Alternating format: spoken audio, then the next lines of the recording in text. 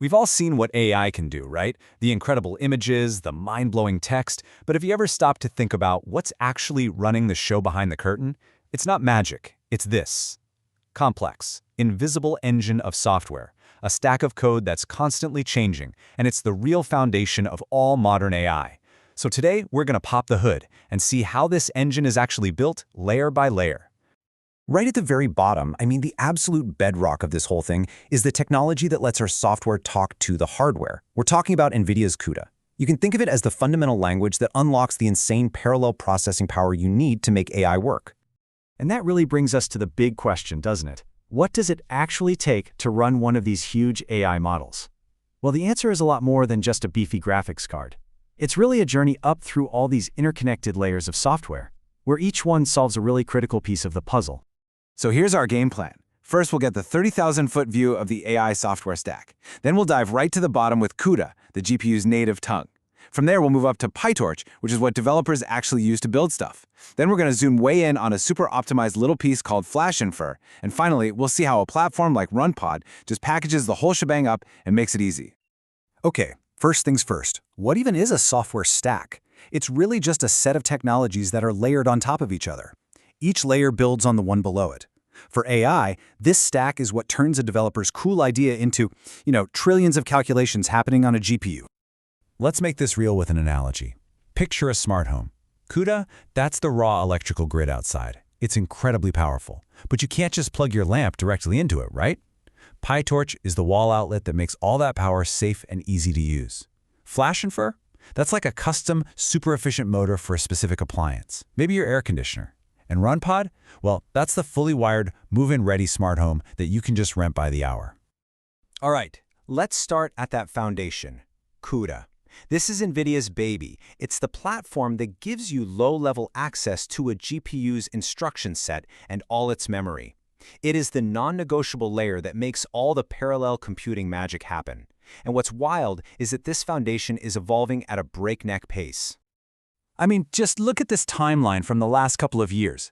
Major releases are constantly dropping, adding support for new hardware like Hopper and Blackwell GPUs, but they're also rolling out powerful new software features. This foundation is not static at all. It's in constant, rapid motion. Let's take a feature like HMM, which came out in version 12.2. Now before this, developers had to manually play traffic cop, shuffling data back and forth between the computer's main RAM and the GPU's special memory. HMM just automates all of that, making the two memory systems act like one big pool. And the key takeaway here is, this makes it dramatically simpler to work with these enormous data sets that don't fit on a single GPU. And the improvements are happening across the board. It's not just about supporting the next shiny new GPU. NVIDIA is constantly making memory management smarter, making the compilers faster, and giving developers new tools to squeeze every last drop of performance out of their code. Every few months, our metaphorical power grid gets a massive upgrade. But here's the thing. Almost no AI developer on the planet writes raw CUDA code. It's way too complicated and time-consuming. Instead, they use frameworks. So let's move up to that next layer and see how this all connects. PyTorch. This is our wall outlet that makes all that power from CUDA actually usable. So picture this scenario. NVIDIA drops a brand new version of CUDA, and it is packed with game-changing features, just like the ones we saw. The power is there, it's live, humming in the grid.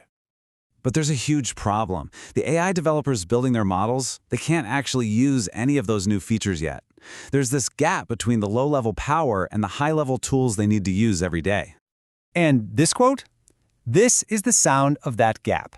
This is the literal title of an issue filed on the PyTorch GitHub page. It's the developer community basically yelling, hey, this amazing new technology is out. Please build the bridge so we can use it.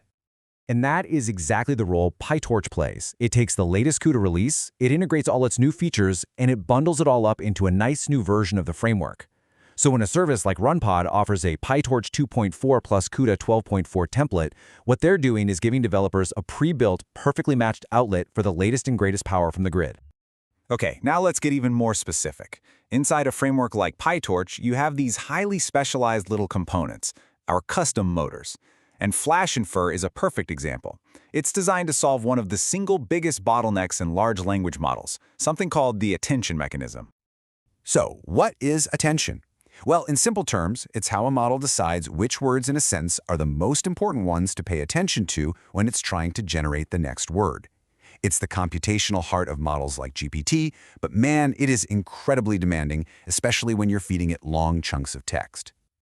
And this is where Flash Infer works its magic. By completely rethinking how to calculate attention, it manages to get a massive 28 to 30% reduction in how long it takes for models to process long text. That is an enormous performance boost from just a single specialized part. So, how does it do it? Well, standard attention can be really wasteful. It forces the GPU to process these huge, continuous blocks of data, even the empty or irrelevant parts. Flash Infer is way smarter. It uses this block sparse method, which breaks the problem into smaller chunks and basically tells the GPU to only focus on the important bits. It's kind of like reading a book by only focusing on the highlighted sentences instead of every single word. Less work for the GPU means much, much faster results. Okay, we've seen the grid, the outlet, and the custom motor. Now for the final piece of the puzzle, the fully wired smart home. This is where cloud platforms like RunPod come in and bring everything together, making this entire complex, incredibly powerful stack available to anyone with an internet connection. And just look how simple this makes it. You don't have to worry about installing drivers or compiling CUDA or configuring PyTorch. A developer literally just picks their hardware, selects a pre-built template that bundles everything we've just talked about, and hits deploy. In less than a minute, the entire stack is up and ready to go. And this is what really democratizes access to AI. You don't need to go out and buy a $10,000 GPU. For less than $1 an hour, sometimes much less, anyone can rent a top-of-the-line RTX 4090 with the entire software stack perfectly configured. This just blows the doors open for developers and researchers everywhere. And this quote from RunPod's article just sums it up perfectly. The goal of this entire stack, from CUDA all the way up to the cloud platform, is to let developers go from just an idea to training a model at the absolute maximum speed the hardware can handle, with zero time wasted on setup. So let's leave you with this thought.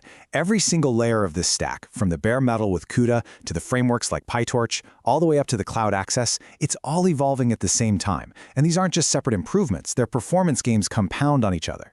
So if this is what's possible today, what incredible new capabilities will this invisible engine unlock just 1 year from now?